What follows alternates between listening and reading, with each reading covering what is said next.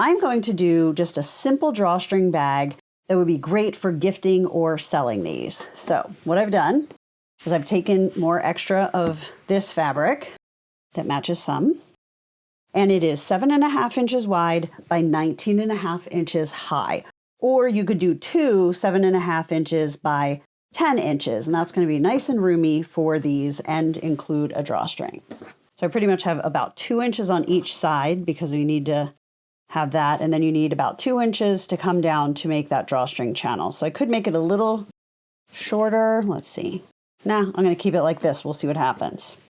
So I'm going to fold it in half, right sides together. Now I'm just going to line it up on my grid, and I'm going to make a mark 2 inches down on each side. And that's going to become the channel for the drawstring. Now I'm just going to sew with a 1/4 inch seam from those lines that we marked down to the bottom on each side.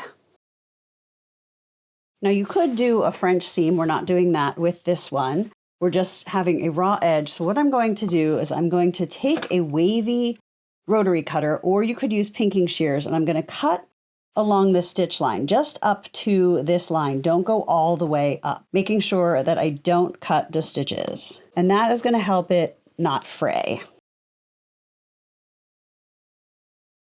Next, I'm going to clip on that line just to where the stitch line would be. That's going to help us fold that channel in nice and easily. I'm going to bring my ironing board over. I'm going to grab my hot ruler, which is, if you haven't seen it, is kind of flexible.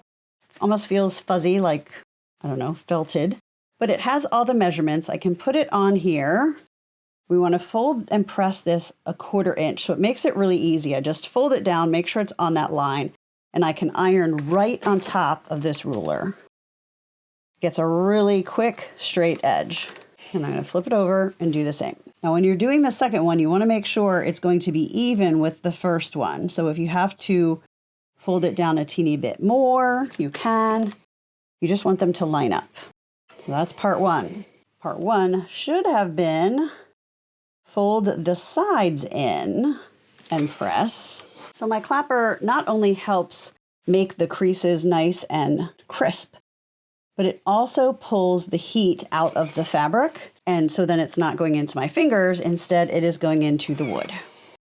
So I apologize. This should have been the first step.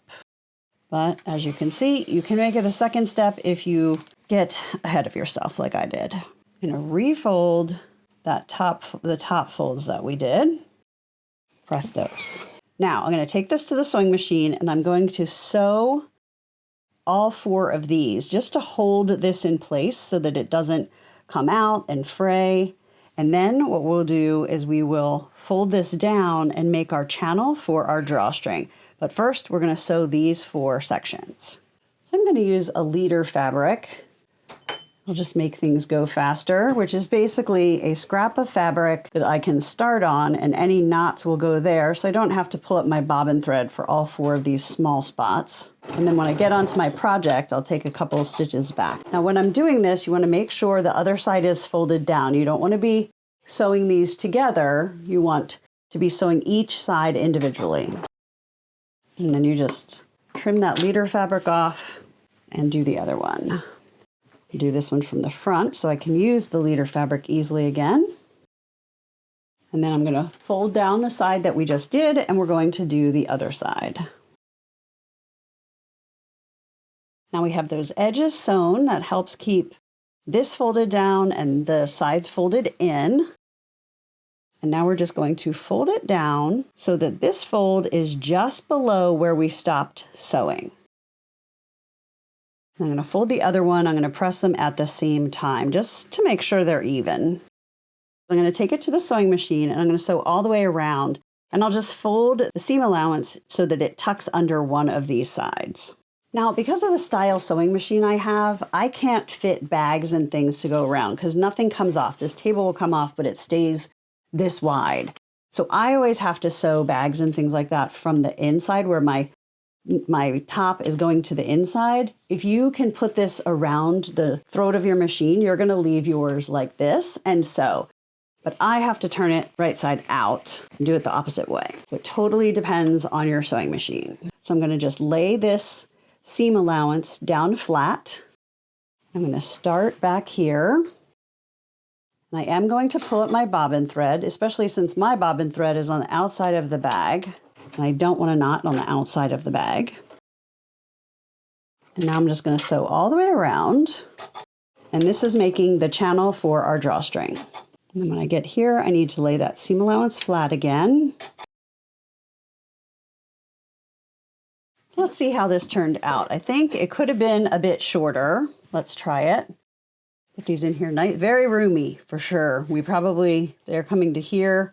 So we could have done about 2 inches shorter, but this will be a nice, cute little bag. Makes the gift look bigger if you're doing it as a gift.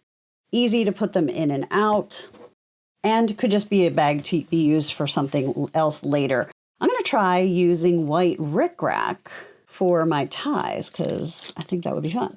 So to do your ties, because we have this open on both sides, I'm going to put 2 sets so we can just pull like this. Each string or ribbon or whatever you have needs to be twice the width of your bag plus a few inches. Just be a little bit generous because you can always trim that, but you don't want it to be difficult when you're getting it together.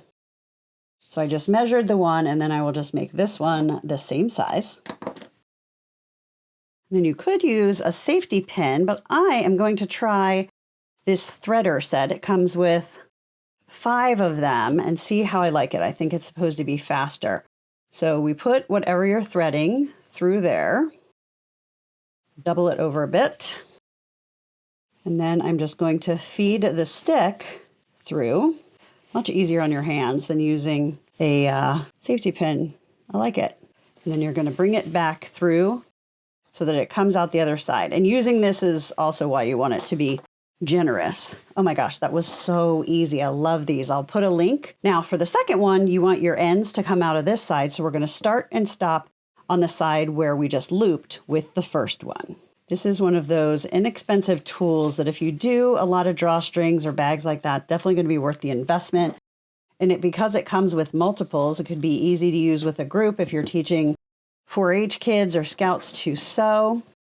So now you want to make sure these strings stay at least so that they are flat. So I made these way too long. Then I'm just going to knot them and then just trim about 1/4 inch from the knot. And I'll knot this side. I usually try and make it about the same length. Clip that. And then you just put your reusable makeup removers and then you just pull and it's in a cute little bag.